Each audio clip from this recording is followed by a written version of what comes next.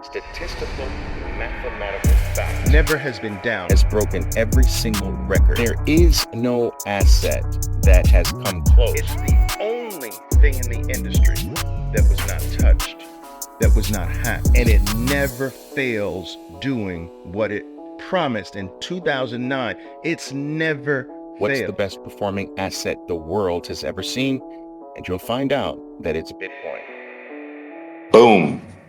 Welcome traders, welcome Bitcoiners, welcome subscribers, welcome followers, welcome supporters, welcome cheerers, welcome haters, welcome Bitcoin deniers, haters, all of you. Everyone's welcome from all four corners of the earth. You're all welcome.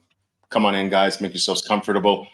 We're going to have another live session with Oliver Velez, of course. My name is Oliver Velez, and we're going to talk about Bitcoin, our favorite topic, especially as of late, okay?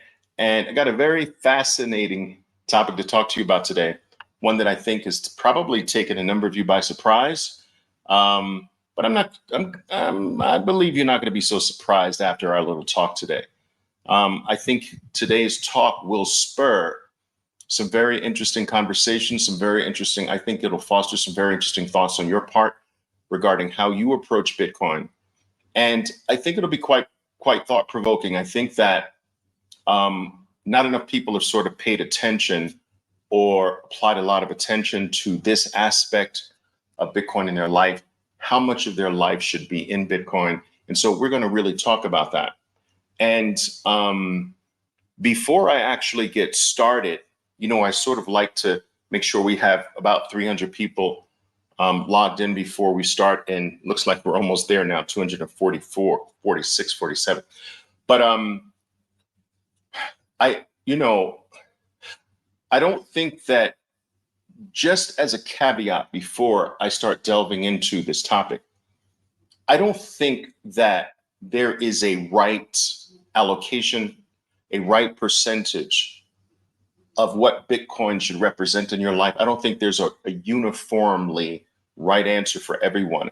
I think a lot of your answer, whatever answer you have should and probably will evolve over time. So not only do I not think that there is a specific blanket uniform allocation to Bitcoin that is right for every single human being, I also think that whatever is right for you at the time will not stay that indefinitely. I think that this is an evolving thing. Our life evolves, and our life allocated to Bitcoin, as it were, evolves. And I sort of like that twist too, guys. I like to flip the idea of how much should I allocate to Bitcoin. How much of my life should be allocated to Bitcoin versus, how much Bitcoin should I have? I like to look at it sort of from the other way as well. So I think that's interesting. Anyway, guys, come on in, make yourselves comfortable. My beginning comments. Grab the beverage of your choice. I've got some lemongrass tea here. Awesome.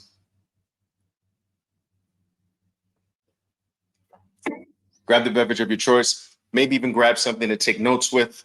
I'm a voracious note taker, guys. I just try to always remind you that there is power in the pen.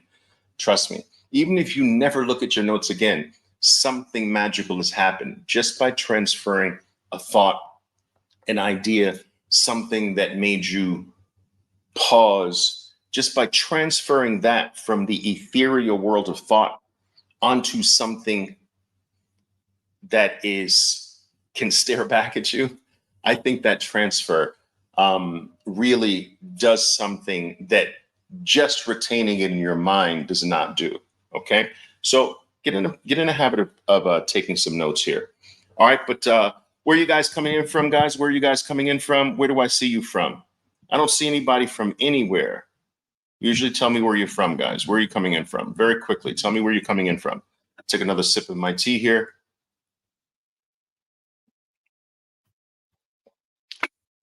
Let that gray beard grow. Let the gray beard grow.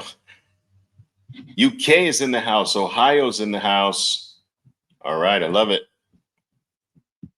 All right. What is this? UK. Whoa. Okay. Quebec is in the house. I see. Okay. What was this? Okay. I got that. Jamaica's in the house. Welcome, Jamaica. Awesome. Canada again. London is in the house. Miami's in the house. Okay. Chi-Town's in the house. Love it. San Diego. Ooh, nice. Okay. Mexico's in the house. Interesting. Lots of Americans here today. Brazil. Okay. Macedonia. Atlanta. Nice. England. Brazil again. I love it. Seeing lots of Brazil in the house as well. South Australian. Boom. Italy. Bolivia.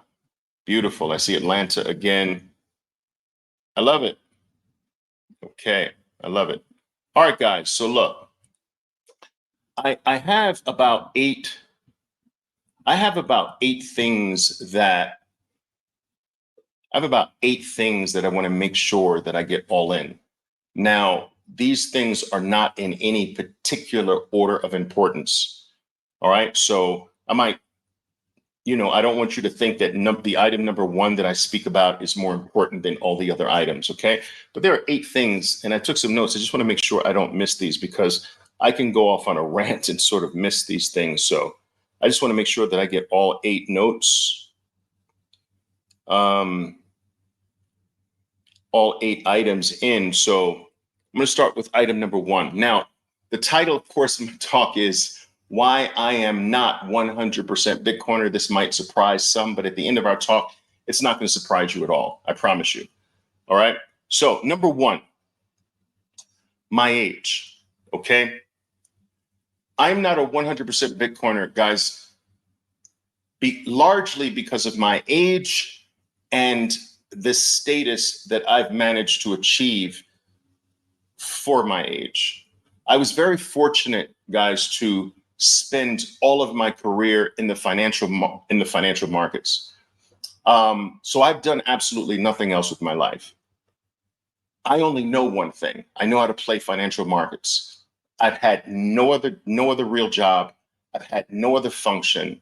I've had no other specialty. I had no other plan B except Bitcoin now, but it had no other plan B except trading financial markets, playing financial markets, learning how to scour the world for the best opportunities for staying ahead of all of the things that can cause you to sink in this world financially. All right. And that became my lifelong mission. That became my specialty. As a result of that, I was actually fortunate enough, guys, to start at a time that was nearly perfect for this. You see, prior to my starting in the financial markets from the equity side, the entire world was largely dominated by bond traders. I started in the equity markets in the 1980s, and that was the resurgence of equity markets taking over, to a certain extent, the mind, imagination, and desires of the vast majority of people. There's this saying that, bonds are for gentlemen. And while the bond market still largely remains one of the smartest markets in the world, I believe the bond market is smarter than the equity market overall. So traders and market participants in the bond market have a more sophisticated handle on the macro items that move the world of money. I believe that they are smarter in that regard regarding equity traders, but the world exploded as far as equity participation, equity trading in the 1980s. And I started in the 1980s. So I started at the right time, and I went to a semi-retired stance relatively early in my life. One might can argue between the ages of 28 and 33. I was semi-retired definitely after 33 years old, semi-retired. But my point in telling you all of this is that over a 40-year period, I have amassed a certain amount of assets. All right. And these assets have basically fallen into 2 broad categories. All right. One was a big trough of gold. My father was a gold bug, so that pretty much made me a gold bug my entire career. So my entire career, I always knew that gold was real money, fiat currency, not. So anything that I didn't need outside of my collective investing and so forth and so on, I socked away in gold. I subsequently put all of that into Bitcoin. So today I'm not a gold owner, but we're going to put that asset to the side. So the remaining two asset classes that really I've accumulated over 40 years, stocks, all right, long-term holdings in stocks. I still have my very, very first sizable investment I made. Wasn't sizable at the time, it's sizable now, which is an Eli Lilly all the way back in 1981. I still have that. I still have my McDonald's. I still have Microsoft. I still have Apple. I still have Amazon. I still have Nvidia. I still have a variety of things that I've held over decades. Okay. And admittedly, today, as I sell down gradually, that does go into Bitcoin. But I can't be 100% because I have these troughs of my wealth in equities. The other category is homes. And I am also today paring down my property holdings. I'm down to my last 4. All right. I had many more. When I pare down my property holdings, that does go into Bitcoin, all of it. I don't need it. All of it goes into Bitcoin. All of my gold went to Bitcoin. Anytime I'm paring down my wealth portfolios, it goes into Bitcoin. So my Bitcoin holdings are also being contributed to by these wealth tranches that I have accumulated over the past 4 decades of my career. So to be 100%, I would have had to sell all of those right on the nose and put everything into Bitcoin at the same time. That's just not smart. Okay. There's tax planning. There's timing of the asset's value that you want to incorporate. There are legal issues. And of course, there are tax consequences. So all of that requires that you do it systematically and appropriately the best way so that you don't get yourself killed or reverse some of the benefits of you working so hard to amass these things. So the two large categories for me were equities and properties. They are being wound down, okay? And as they're wound down, they're moved into Bitcoin. So that's the reason number one. As a subset of reason number one, I will go into this as well. I've reached a stage in my life, guys, where I believe that I played life extraordinarily well. And I've reached a point where I don't want to live without chairs. Do you understand? I want to live life at a certain level. I believe I've earned that. I've worked hard for that. And I've been doing that for a long time. That is not something I'm willing to sacrifice at this particular point. All right. I want to be able to have nice dinners. I want to be able to every now and then get a really nice bottle of wine. I want to be able to take my family on a vacation anywhere they want to go. All right.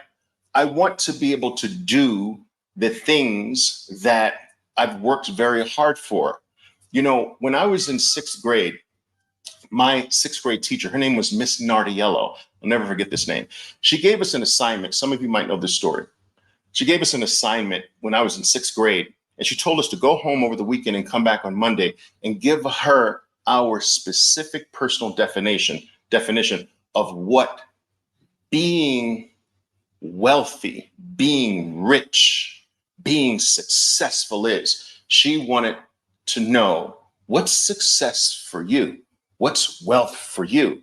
Because her view was that it's different for everyone. Everyone has a different image of what that is. So, make a long story short, I realized over the weekend that I couldn't really find anyone in my life I could point to say, that's who I want to be. That's what I want to be. That's what I want to accomplish. And this was an eye-opener for me. I didn't know anyone. I looked amongst my family, I looked amongst my relatives, my neighbors, and I couldn't find anyone. And this was eye-opening for me. But I remembered something. I remembered one Christmas, I think I was like 6 years old at the time. It's a Christmas that I'll never forget because I felt as though I made my mother feel inappropriate. And I carried around this guilt about that because I wanted this special pair of skates. My mother promised that she was going to get it to me for Christmas, but she wasn't able to. She wasn't able to. Something came up. She got me a couple little trinkets, but I came down, looked for this prize, this gift of mine, and I could see the disappointment, the sadness in my mother's face because I was so disappointed that I didn't have my skates. I never wanted to see that look in my mother's face again. And I felt like it's my fault. I should have pretended. I should have acted like everything was okay. I shouldn't have acted so disappointed. Never want to see my mom look like that again. She was heartbroken. So remembering this, I went back into Miss Nardiello's class on Monday morning. Sorry for the lengthy story, but there's a point here and I'm about to drive it home, right? Went back to Miss Nardiello's class on Monday morning. It was my turn to stand up after maybe 6 or 7 other kids stood up and says, you know, I want a fancy car. I want a big giant mansion. I stood up and said, she says, well, Oliver, what is your definition of success? I said, Miss Nardiello, my success, my idea, my definition of success is as follows. I never, ever want to have to say no when I really want to say yes. And this statement of mine made everyone in the room quiet. And I could see that my teacher, Miss Nardiello, was a little blown away by it. I never want to say no. I never want to have to say no when I really, in my heart and my soul, I want to say yes. Because my mother really wanted to say yes to those skates, but she couldn't. And I never wanted to live like that. I never want to say no when my true desire is really yes. And to me, that's being successful. When your no's are real. When I say no, it's because I don't want to, not because I can't.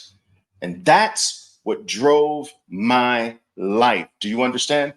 That drove my life. I never want to have to say no when I really want to say yes. So I'm going to live my life making sure that my no's are not phony. My no's are not fake. My no's are absolutely real. So that when Oliver Velez says no, it's because he doesn't want to, not because he can't. Okay? Now, let me bring this home. Why have I told you all of this? Because I've reached a point in my life where I want to live on a level. I don't want to go back to having to say no because of Bitcoin when I really want to say yes. Now, I'm not saying that is not appropriate for some. I am talking about me personally. I'm not willing to go back there. So if I want to say yes to something, instead of saying, well, you could put this in Bitcoin, I'm not going to do that. I'm not going to say no when I really want to say yes. I'm at that station in life where I'm able to do that and it not really hurt me, it not really be a detriment to me, my future, the future of my family. And so I'm just not going there. I'm not going to go there. So I want to be able to live my life at a certain level where I can still always say yes and be a Bitcoiner. Do you understand? Now, again, I'm not saying sometimes that attitude of saying no when you really want to say yes is appropriate for some. It might even be appropriate for the majority of you. It's just not appropriate for me in my life near 60 years old. Do you understand? It's not appropriate. Not saying no. All right. I'm going to live my life. I'm going to live it on a relatively high level, and I'm going to be a Bitcoiner. So that's item number one. I hope you guys understand that. Beautiful sunset, Medellin. That's right. Yes. All right. Hope you guys understand that. All right. Item number two. All right. Item number two here. Guys, I am not 100% Bitcoin also because I don't ever want to have to sell Bitcoin. Most of you who've been following me for a certain period of time, you understand, guys, that I don't believe this is an asset that you sell. I believe it's a one-way street. I believe that once you're in, that's it, because Bitcoin represents freedom. We've talked about this ad nauseum. Bitcoin is freedom. So when you ask me, Oliver, when should I sell? That, to me, that sounds stupid, because you're really saying, when should I leave freedom and go back to not being free? So Bitcoin represents more than buying something for $1 and selling it for $2. You can do that with cocaine. You can probably make more money buying and selling cocaine. I'm in Medellin, Colombia. I know this, than Bitcoin. So it's got to be more than that. Do you understand? You can get lucky with some shitcoin and make more money. Bitcoin is way over and beyond just, I bought something at $1 and I sold it for $2. Yuppie. There's a zillion things in life we can do that with. It's far deeper. It's far more profound.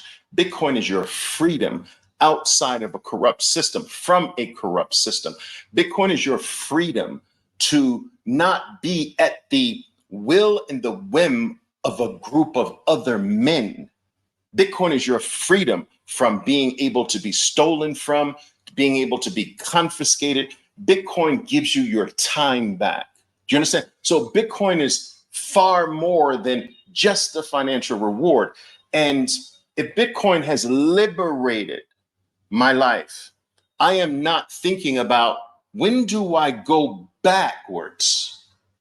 So I'm not a big believer in selling Bitcoin. And if I were 100% Bitcoin, life's surprises can sometimes seem a little unfair. And I don't know what it is, but oftentimes when life surprises come, they do not come in very well-timed moments for you. Invariably, at the worst time to sell Bitcoin, if you're 100%, you will have to sell it at the worst time possible. I would say that's going to be what happens to you the vast majority of time if you're ever forced to sell Bitcoin. You will not be forced to sell it when everything is rosy and it's rocking and it's up in the stratosphere. You'll have to sell it when it's the worst possible time, when it's the time you should be sinking almost every. That's the most appropriate time. You should almost be sinking everything you have into it. Now life surprises have come and you have to sell at precisely the wrong time. You should be piling more in. I don't want to find myself in that situation. I never want to have to sell this. So I believe it's possible for an individual to have too much Bitcoin.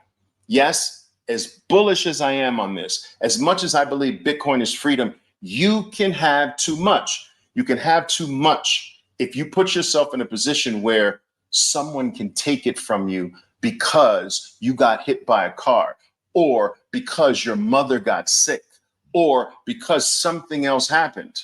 You understand? No one is taking my Bitcoin. Once I have it, it's a one-way street. It's mine forever. You're not getting no one is getting their hands on it anymore. So I don't want to live my life on the edge where I'm going to have to give this up to someone else. I'm also a big believer that there's a point in our future, guys, where Bitcoin just will not be sold anymore. That's right. You're going to have to work for it.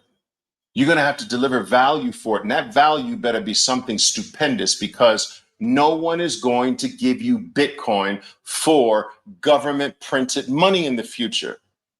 As more and more people understand, like, think about this. No one in Venezuela is going to accept from an American Venezuelan bolivars for them. If someone in Venezuela, Venezuela builds websites and I need a website as an American, they're not going to say, pay me in Venezuelan bolivars. They're not accepting that shit. Do you understand? They're give me gold, give me Bitcoin, give me US dollars. You're not giving me Venezuelan bolivars. Well, that story is coming to everyone ultimately. It's just starting on the fringes, and it's going to work its way all the way to the middle. There will be a point where government money, that the moment you touch it, it's worth less. No one's going to take that for the value they deliver. They're going to take something that is lasting, something that is real. That world is coming to us. Do you understand? That world. And so I believe that world, we're approaching a world where I'm not taking dollars. I'm sorry. You got to pay me in Bitcoin. If you really want my service, if you really want this thing I made, if you really want this piece of art, if you really want to learn from me, if you really want this thing that I do better than most people in the world, you got to give me Bitcoin. I'm not taking Venezuelan bolivars. I'm not taking Argentinian pesos. I'm not taking Japanese yen. Bitcoin or nothing. So go out there and find Bitcoin. That world is coming to everyone. Do you understand? So to me, selling is you're not going to be, you may not get it back in the future. You sell Bitcoin, you're not going to be able to get it back. It's the same as if saying, like, look, there's 8.2 billion people on Earth, estimated to be on Earth right now.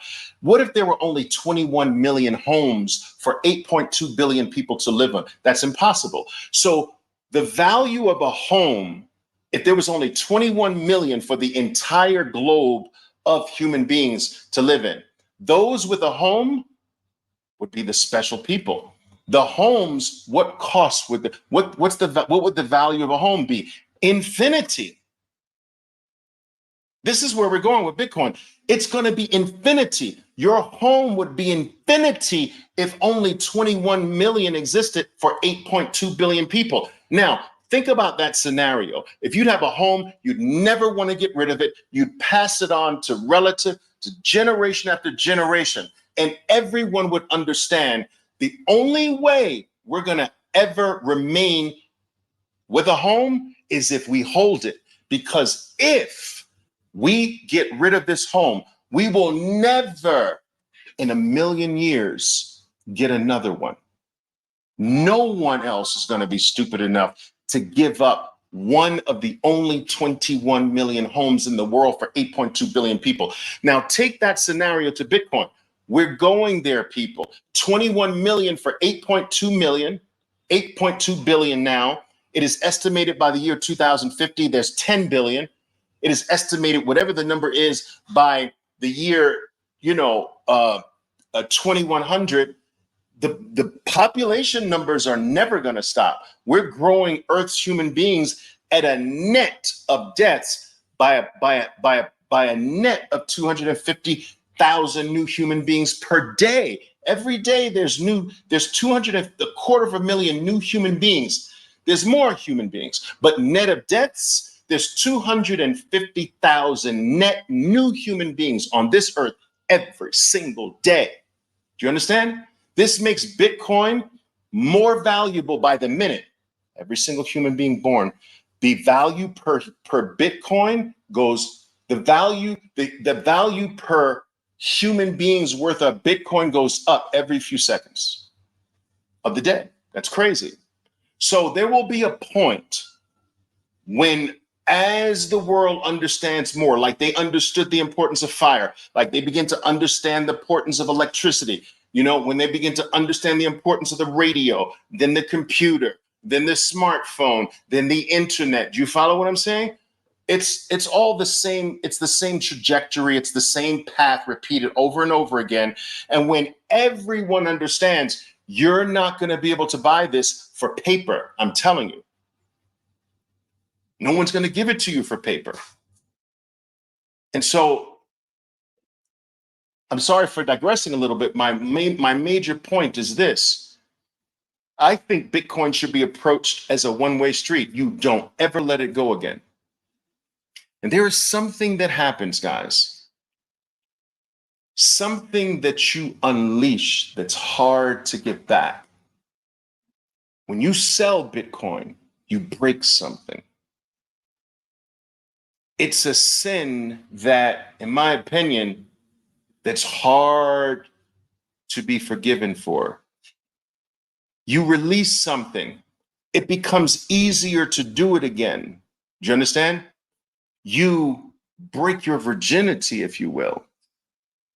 And that is not good. It is hard to get back to that innocence again. It is hard to get back to that full respect for what Bitcoin is, that you don't let me go. Once you have me, you don't let me go. So I don't ever want to be in a situation where I am forced to get rid of my freedom, to get rid of the hardest money on earth, the hardest asset, the best performing asset in the history of the world. The only thing that human beings can't touch, confiscate, steal, debase, inflate, stop, halt, ban. There is nothing like it. And give it up for what? Give it up for what? The fifth? It's in short order going to be the most valuable thing on planet Earth. What do you give up the most valuable thing on Earth for? The 12th most valuable thing? The 25th most valuable thing?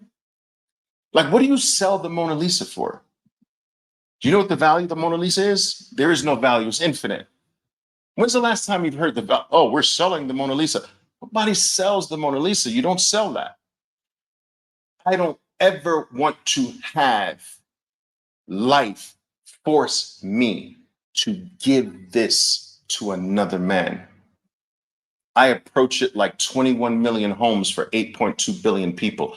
I may never get it back, and certainly not at that price. Okay, so that's reason number 2. I need to live in a way where I have a certain amount of wherewithal I can use for life surprises. I have a certain amount of wherewithal where if my family wants to go to Tahiti for 2 weeks, okay, let's go. I have a certain amount of wherewithal to handle anything that life throws at me, but you're not getting at my Bitcoin. That you're not doing. Okay, that's reason number 2. Okay, reason number 3. As much as some Bitcoin maximalists, and I consider myself a Bitcoin maximalist, I'm proud of that actually. As much as some Bitcoin maximalists like to think that we live in a Bitcoin world, we don't. Bitcoin is a burgeoning money, a burgeoning new system. And yes, I believe its current trajectory of taking over everything will stay intact because it's outside of the hands of human beings. The only thing that's stoppable is what human beings can stop. And Bitcoin can't be stopped by human beings. It can't be touched by human beings. It can't be influenced by human beings. It can't be altered. It can't be halted. It can't be stopped. It can't be fucked with by human beings. So its trajectory will continue for as long as you live and beyond. I believe that. But right now, you've got to know that we're just not in a world where it is appropriate to live 100% on a Bitcoin standard. It doesn't even make sense to me. I don't want to limit my options. I want to have all my options. So look, if I want this and Bitcoin's not accepted and dirty fiat's accepted, I'd much rather give my dirty fiat. I'm not giving this dude my Bitcoin. Let me give him my dirty fiat. This is called Gresham's law. Good money, Bitcoin, drives out. No, I'm sorry. Gresham's law, got it backwards. That's Tier's law. Gresham's law states that bad money drives out good money. And this is true. Bad money drives out good money. Now, some people look at that negatively. No, that's extraordinarily positive. And here's how Gresham's law works. Bad money drives out good money. Because look, I've got Bitcoin, good money, and I've got dollars, bad money, melting. The guy says, I'll take Bitcoin or USD. You think I'm giving this dude my Bitcoin? Driving Bitcoin out of circulation and using the bad money. I'm getting rid of the junk. I'm getting rid of the garbage. Take the garbage. Oh, I need eggs. Take the garbage. You're not taking my Bitcoin, driving that in my pocket. So bad money is, if there's good money and bad money, the bad money drives the good money in your pocket out of circulation. As more and more people put the good money in their pocket and use the bad money for transient things in their life,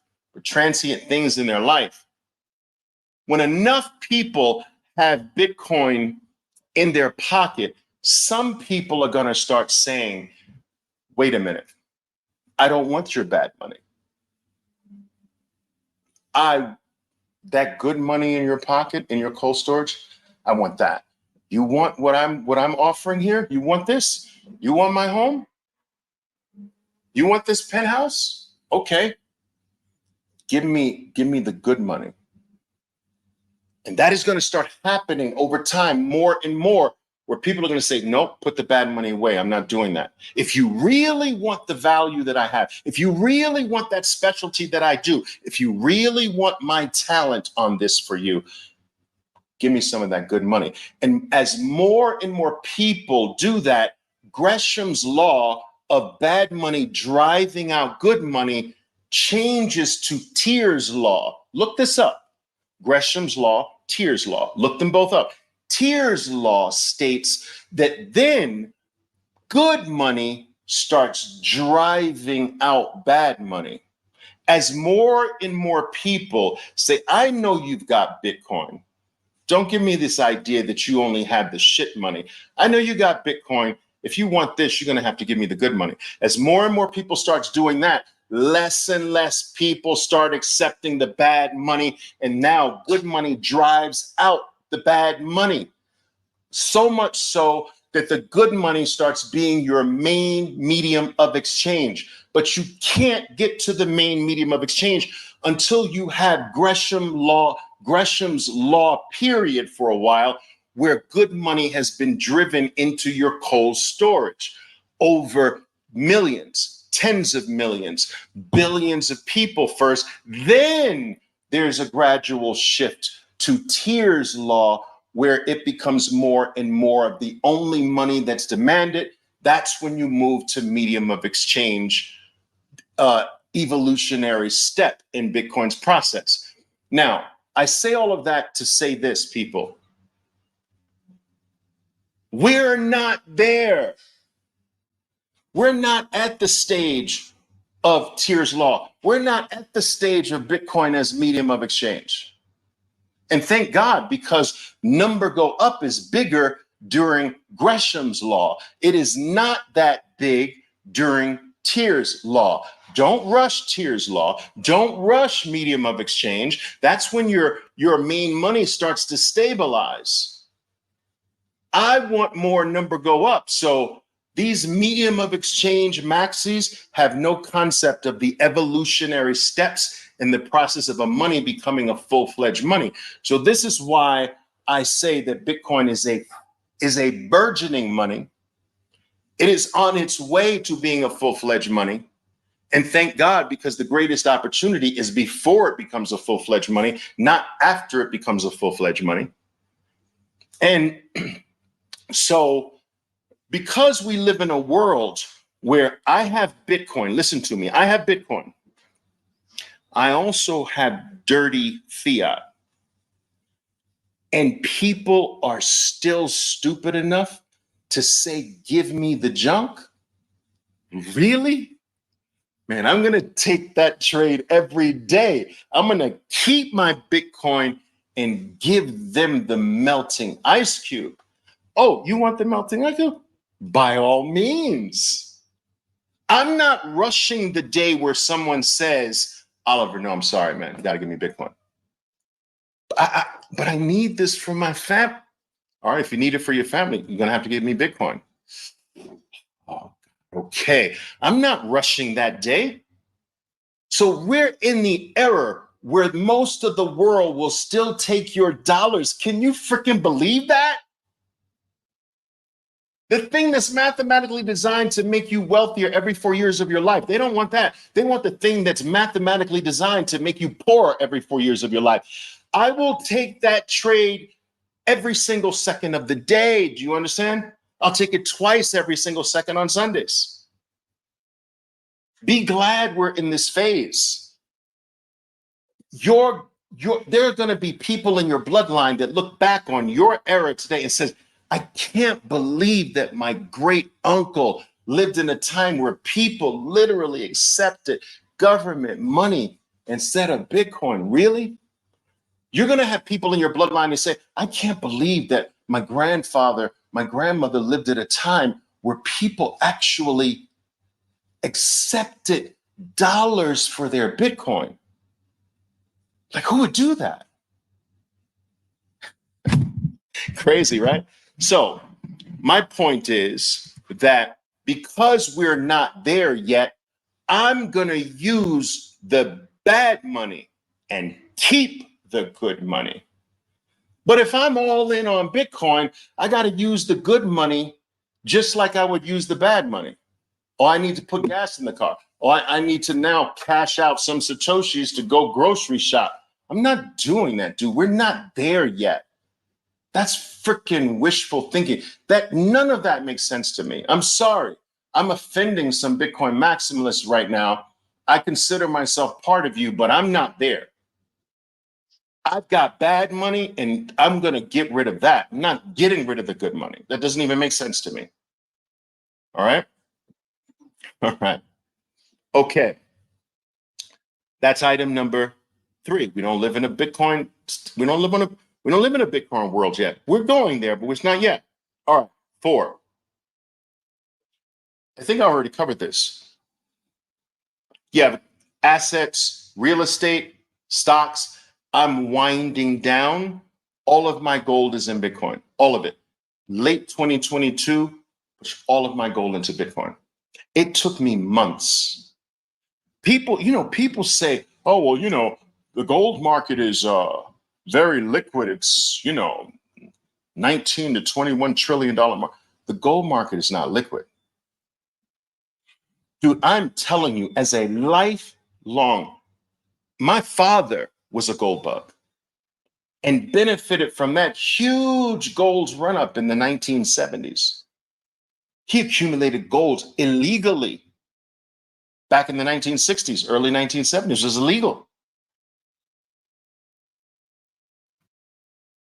And boom, right into the beginning of the 1980s, it changed our entire life. Guys, my clothes changed, my neighborhood changed, my house changed, my schools changed, my friends changed. Everything changed in my life because of gold. My father hit it huge. So I always knew that, all right, look, for me, the good money is gold, the bad money is dollars. And then everything in between was houses and stocks. So I've always accumulated gold, but real gold. I played the spot ETF when it came out late 2004, got in the first, hey, baby, I got in the January 2005, GLD. But my point is that gold was completely unwound and it is not liquid. It took me months to get rid of my gold. And yes, I got taken advantage of a bit because I wanted it in Bitcoin fast and didn't want to wait a freaking year. And so what did the gold dealers and all that do to me? They dropped the bid. on me. And I had to decide, do I take this bid? This is an unfair bid for my gold. But they knew I wanted it.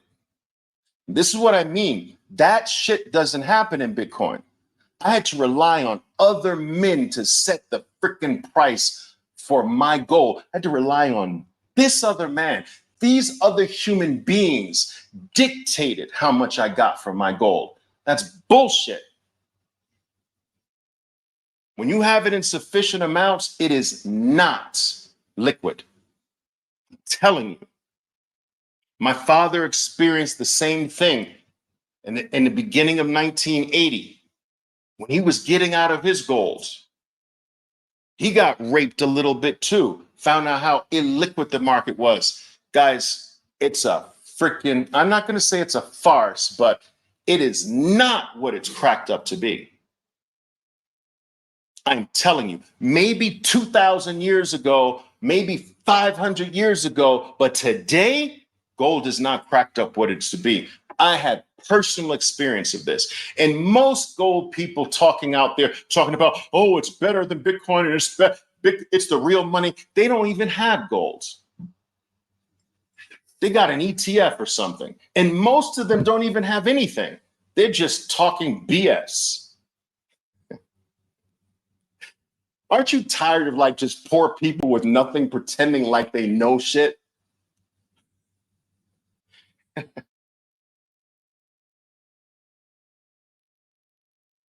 All right.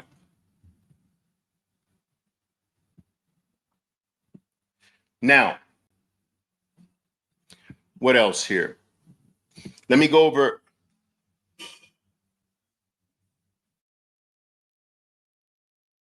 Okay, last thing. Oh, wait. Okay, there's another one here. So I always, here's item number 5. I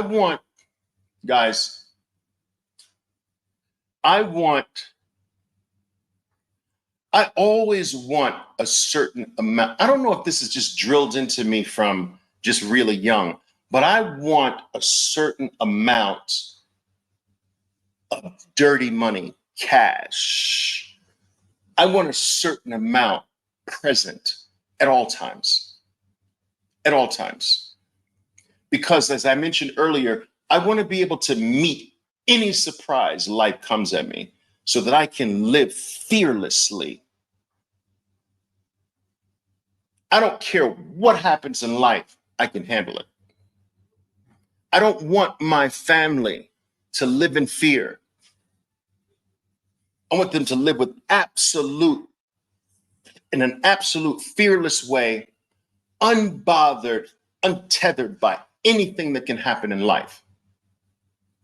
That takes a certain amount of cash always on hand. I'm telling you to live like that.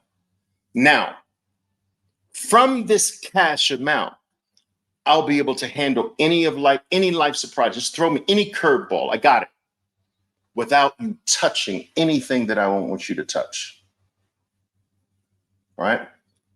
That's number 1. Number 2, from this cash, whenever the rarest, the scarcest, what I consider to be the most valuable asset on earth, the hardest money, the hardest asset human beings have ever come in contact with, whenever that shit goes on sale, I've got cash to boom, swoop it up with impunity, without any concern, without any thought, without any like, where am I going to find some money to buy the dip? I used all my money to buy the dip. I don't have any left. And people say that with pride. There's a meme out there. I got to find this meme, right? There's a Bitcoin meme out there.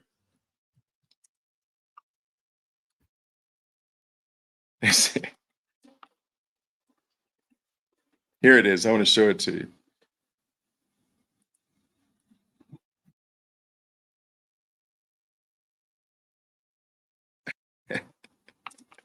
You guys know the meme I want to pull up for you. Shit. This is just ridiculous, man.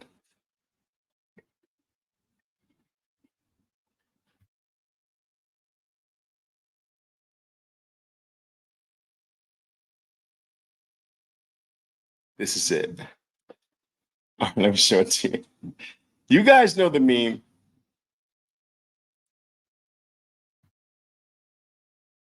I'll bring it up here.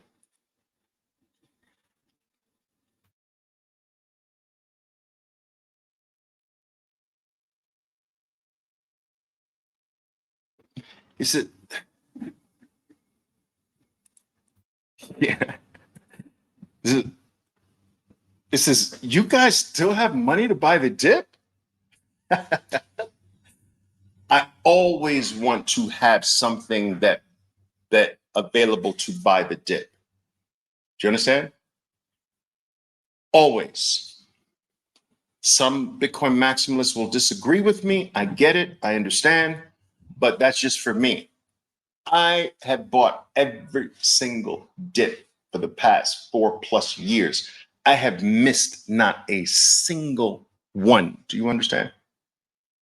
Not a single one. I've demonstrated this live on X.com. I've demonstrated it in your face. Every single dip I buy, every single one. I want my life structured that way.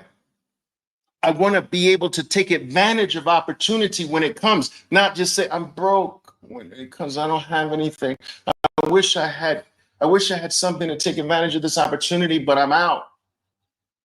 I didn't build my life to be out. I want to be in all the time. I want to be in the opportunity.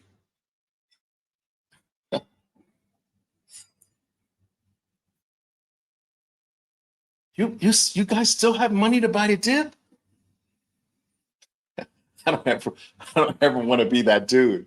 Some people are proud to be that dude. I don't want to be that dude. Dude, man, if a huge opportunity come, I want to be in. I want to be able to be in. I want to be able to at least be in. Remember, I never want to have to say no when I really want to have to say yes. I really want to buy the dip, but I can't. I never want to be in that situation. I didn't work hard to be in that situation. I can't. It's like a little kid. I can't. All right. You guys get what I'm saying. You understand what I'm saying. All right. Abel says, I'm 100% with you. All right, cool. All right. Item number 6, guys.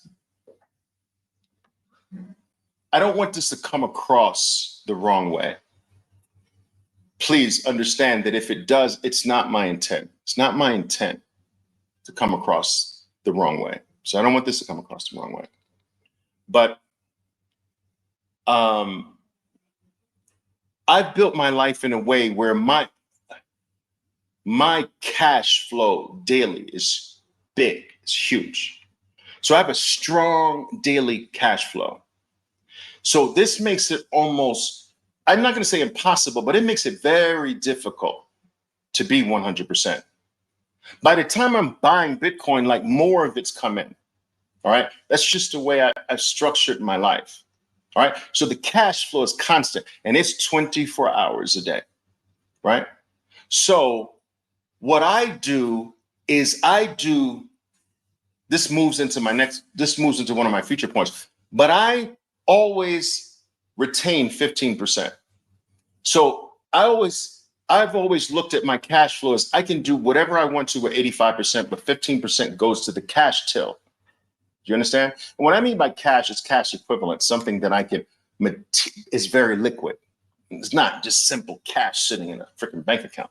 You understand what I'm saying? It's cash and cash equivalents, right? But so 15%, 85%, I can do anything I want with it, right? So this goes into my next point, but because of that strong cash flow on a day-to-day basis, it's difficult to be 100% Bitcoin. It's difficult, all right? And so I've always taught, guys, I'm in the financial markets. I've been training traders starting on Wall Street for many years. I've trained some of the best traders on Wall Street for working for some of the best firms, hedge funds, and so forth and so on.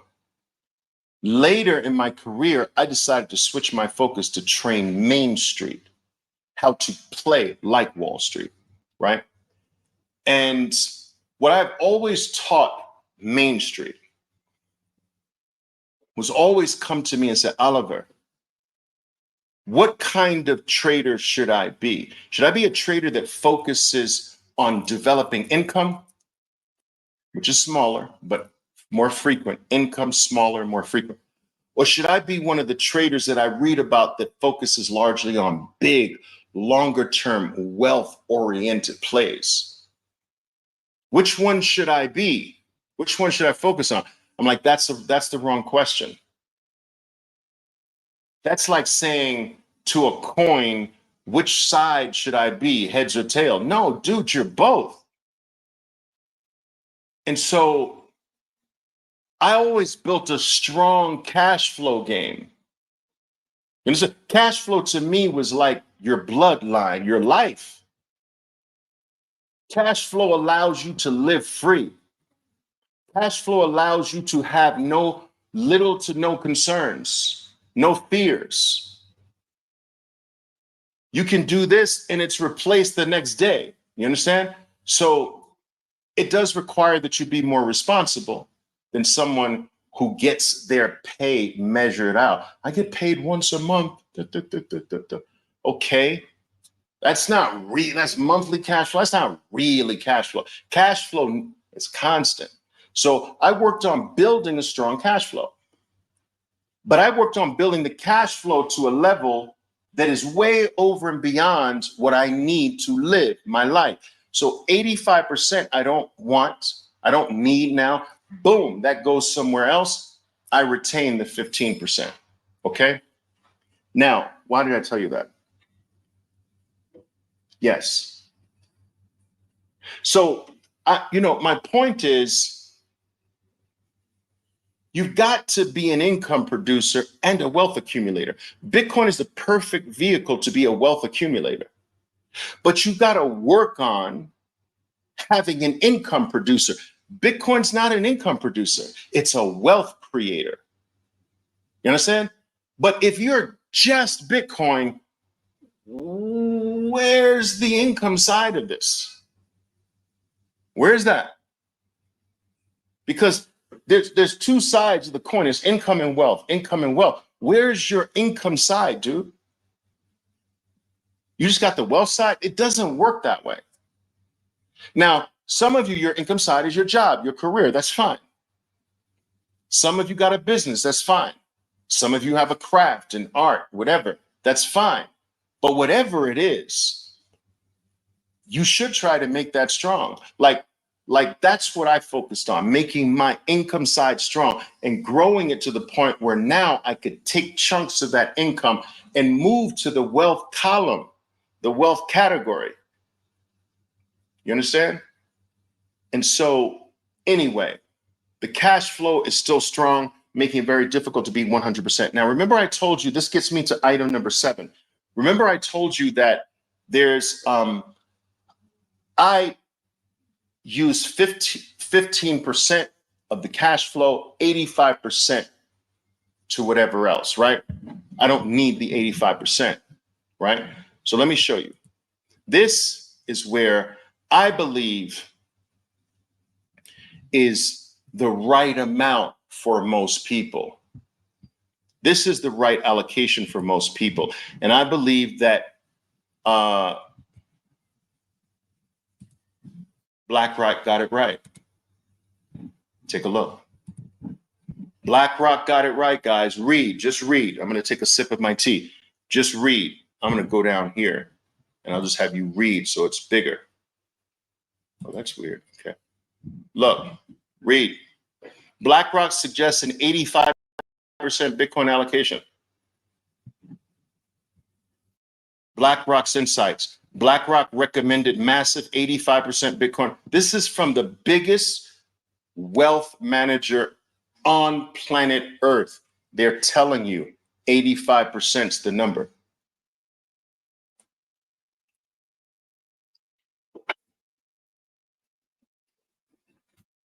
All right. BlackRock's telling you 85%. You see?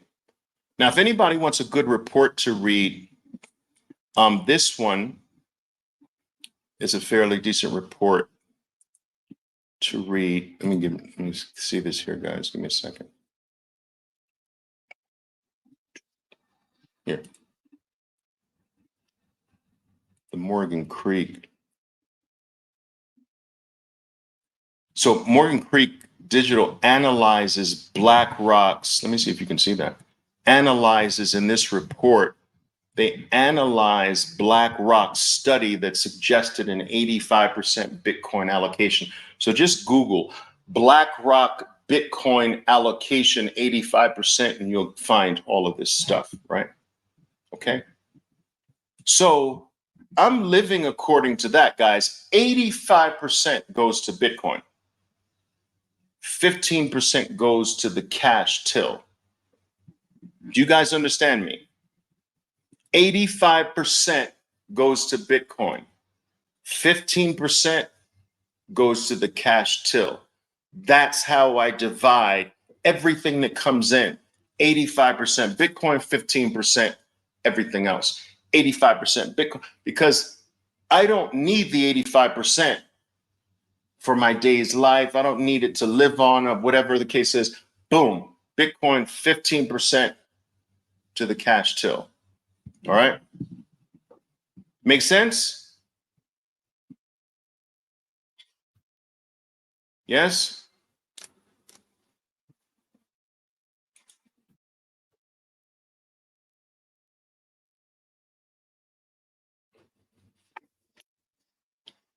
Okay. Nobody's answering me, but I guess we're on a delay, but okay. Derek has an interesting question. Good, I see it. Thank you, guys. Thank you for letting me know. Derek is saying, is it wrong to be 100% when you're young, to make all the sacrifices now? I would say absolutely no. No. Like I told you guys, there are some people who I believe 100% can be appropriate for. Let's say you live with your parents and they don't demand anything from you and you've got a job or whatever, you can be 100%. You know? I don't recommend that you be 100% with a family with responsibilities and 4 kids running around and you know, guys, remember I told you that you can have too much Bitcoin? And one of the things, this is what I've taught my people that rely on some of my guidance, right? I said, look, as special as Bitcoin is in our lives, you have no right to negatively impact another human being's life just because you want to be a Bitcoin maxi. Just because you want to be a Bitcoin maxi, you should not be making another human being miserable. You should not be making another human being live in a way they don't want to live because you want Bitcoin. That, I believe, you have to draw the line and do it honorably. You know, we all can go after our dream. We all can go get what we want, as long as what you want does not affect another human being's life. You know? You making your wife eat pork and beans? She didn't sign up for that shit because you want Bitcoin? I say no. Some of you say yes. Oliver, pork and beans are good for her. But I'm just wired a different way. I couldn't look my mom in the face being like that. You understand what I'm saying? So, you know, everyone's got to make their own decisions with this. But at the end of the day, guys, you really don't even have to do this overboard. If Bitcoin's going to where we know it's going, you don't even really have to live like that. You understand what I'm saying? You don't really have to. You don't have to be miserable. If it's going, as long as you're consistent. Guys, listen to me. If you can do, remember what I'm always pounding the table on. If you can make sure that at the very least, every quarter of your life forever, you have more Bitcoin this quarter, 3 months. I have more Bitcoin this 3 months than I had last 3 months. So every quarter at a minimum, if you are more Bitcoin rich every quarter of your life, your children's children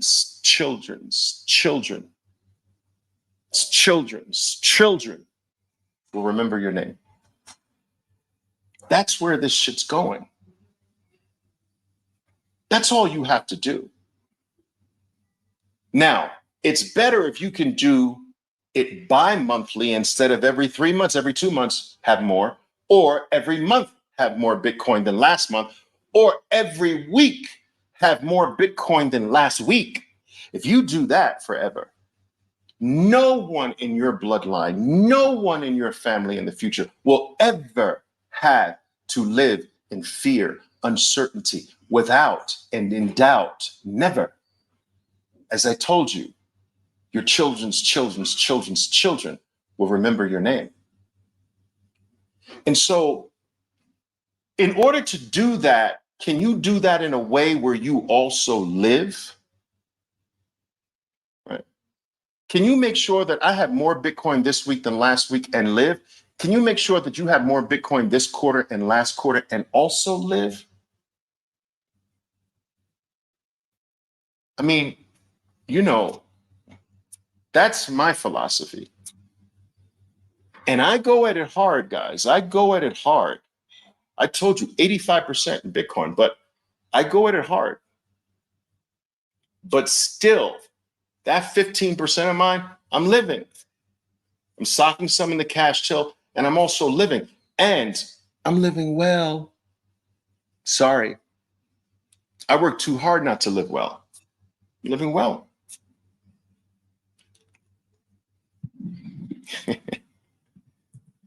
Banana.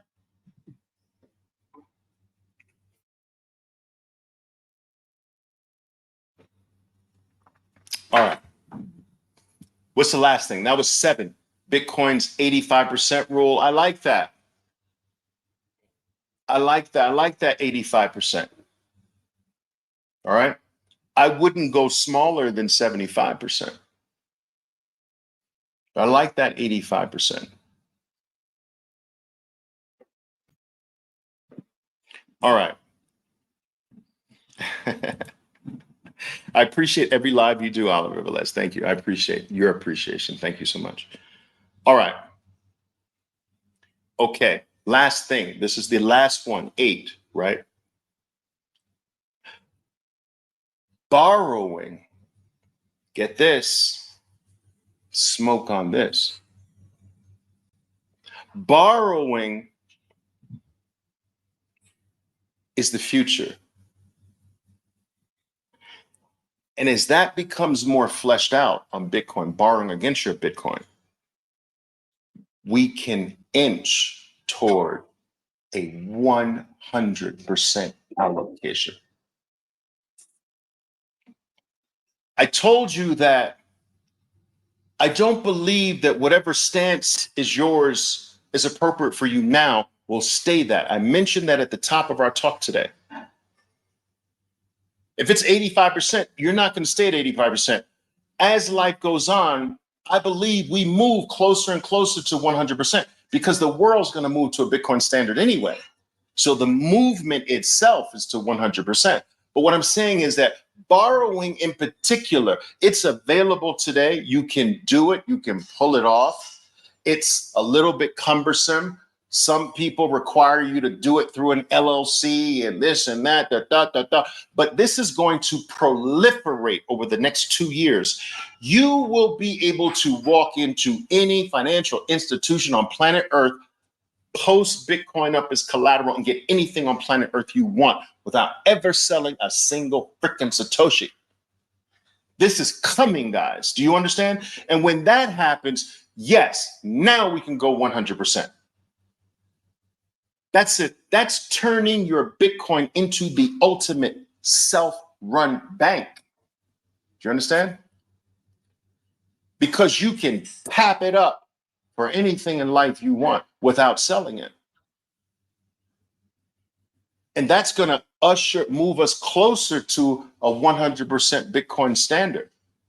Believe it or not, the financial institutions putting on a second and a third, that's a third, lending is a third layer. So the financial institutions coming into the Bitcoin space and adding a third layer to it, a third layer, that's layer 3, loans and financial services on top of Bitcoin. They don't understand. They don't even understand this. They don't understand that what they're doing is accelerating the day that it is a Bitcoin only world. People say, well, Oliver, that's bad. That goes against the Bitcoin ethos. Oliver, I'm a Bitcoin maxi. That's not good for Bitcoin banks and this and that. Dude, no, you're looking at it wrong. Bitcoin is the ultimate Trojan horse. It's entering everybody's world, and it's incentivizing all of these worlds. Its tentacles are entering in. It's incentivizing them to do things with it that benefit them, which further gets it themselves into the clutches of Bitcoin. That's all good for Bitcoin. All of it. Yes. Being able to borrow against your Bitcoin, to do anything in life at any moment you want, even at 2 a.m. in the morning, because Bitcoin is freaking 24 hours a day, like no other asset on planet Earth. That's crazy. That moves us closer and faster to a global Bitcoin standard.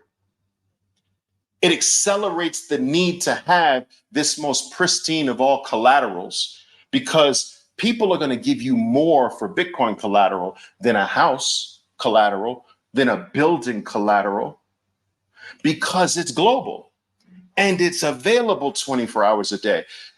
Your building, nobody wants, if you default on your loan, nobody wants your building, dude. Like the bank gave you the loan with your building as collateral. They don't want that piece of shit. And if you default, they now have a building to deal with. Jesus Christ. They don't want that, but they'll want Bitcoin. Oh, if you default, there'll be no problem defaulting. They got your Bitcoin. They'll have legal rights to your Bitcoin. So they will give you more things. They will give you anything you want for Bitcoin. They won't give you anything you want for any other form of collateral, but for the most pristine collateral on planet Earth, they'll give you anything. Without fear, knowing that it's liquid 24 hours a day, there is little to no downside risk, especially if the loan is over collateralized, which is what I believe most of the loans will start out being, over collateralized loans. So if you need $100,000, you might have to put $150,000 up or something like that, or maybe more.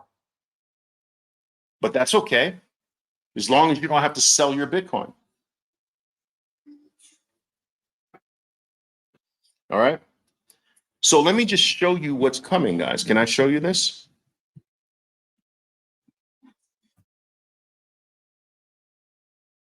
All right, can I show you this? But Oliver, you keep saying this. When, Oliver, when? All right. Let me show you. Let me show you what's coming to you.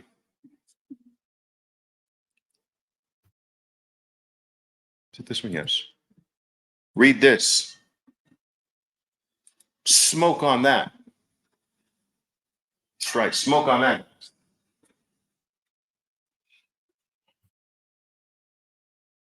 Yep.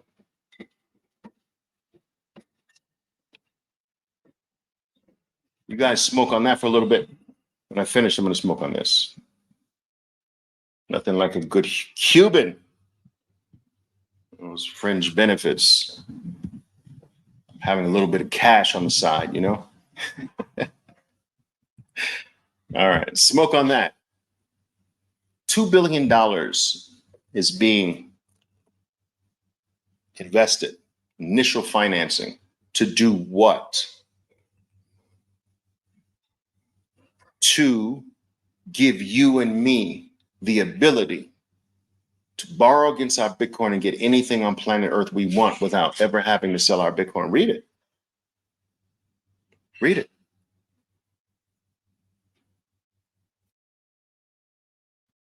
They're out to build an incredible platform to support Bitcoin investors' financing needs. All right. We are excited to help unlock Bitcoin's full potential, continue to bridge the gap between traditional finance and digital assets. This is a good thing, guys. All right. Plans to launch a Bitcoin financing business to provide leverage to investors who hold Bitcoin. All right. They're going to start off with $2 billion and go from there. It's crazy. Now, this is just one firm. Do you understand? This firm, by the way, holds all of the US treasuries for Tether, USDT. All right. There are no slouches here. But you think that's going to be the only one? You think the financial world is just going to let Cantor Fitzgerald do this? Every bank in the world, every financial organization in the world, every insurance company, every financial organization in the world is going to clamor for your Bitcoin as posted collateral. You are going to be the one sought after. You are going to be the new elite. You're going to hold the world's most pristine form of collateral. Do you understand?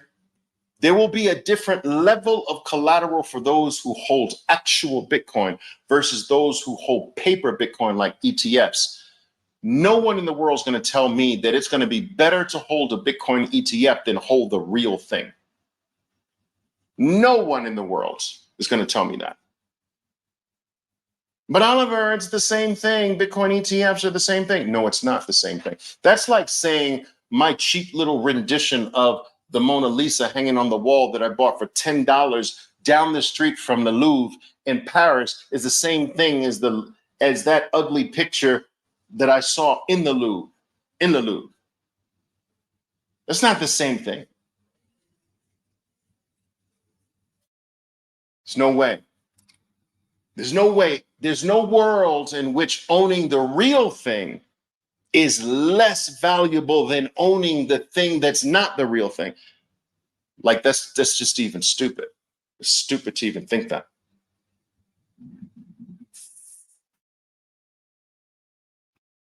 All right.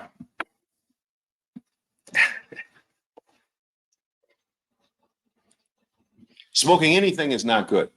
Yeah, sometimes not good is good. Sometimes. Gotta live, man. You gotta live. Gotta live, man. Sometimes, you know. My father used to say, don't ever trust a man who has no vices. Anybody agree with that? So Oliver, don't ever trust a man who has no vices. That man's a liar. He's hiding something. And Dad used to say that. Gotta have one vice. All right. Yeah. All right. Too perfect. Too perfect is a warning sign. Ding, ding, ding, ding. This dude is too perfect, man. No, I'm not trusting that. Nobody's perfect. He's too perfect. No. Thank you, Dad. Thank you, Dad, for these lessons. All right. Yeah. All right, cool. All right, guys. There we go. Those are the reasons I'm not a 100% Bitcoiner. As I mentioned, the world is quickly developing things that will speed up the ability for me and others to be 100%. And I don't think that's a long way off, guys. I think we've got 1 cycle, 2 cycles at most. I think 1 cycle, you'll be able to, as a Bitcoiner, get anything on earth you want. 1 cycle is 4 years. Anything you want. It's crazy. And I think there are going to be loans where you never have to pay it back ever. Oh, yes. There will be loan products where you never pay. Never. You know, the real estate moguls have been doing this forever. Refinancing and never paying, refinancing. Generation after generation lives. None of them have any jobs, but they live on the top of the world, and no one's ever paid the loan. And there's new loans, and no one pays those loans. And then there's new loans, and no one pays those loans. You know, same thing's coming to Bitcoin, guys. All right. Guys, I appreciate you joining. Thank you. I know I do these things sort of short notice, so I appreciate 2,137 people being able to show up on the spot without any real true advance notice. I don't take that for granted. I hope I've left you with something to ponder, something to think about, something that you regard as valuable. As I'm always saying, if I failed on that, I'll try to get better every single time, okay? All right, guys, gonna go grab something, come to something to eat, and later, that's what's happening right there. Boom. Can I get that in focus? I don't know. Shoot, I can't, can I? Nope. I can't do it. Monte Cristo number 2. All right, guys. Ciao for now. Boom. Boom. My name is Oliver Velez, and I am your 13%er Bitcoiner. Be safe out there, and until next time. Boom.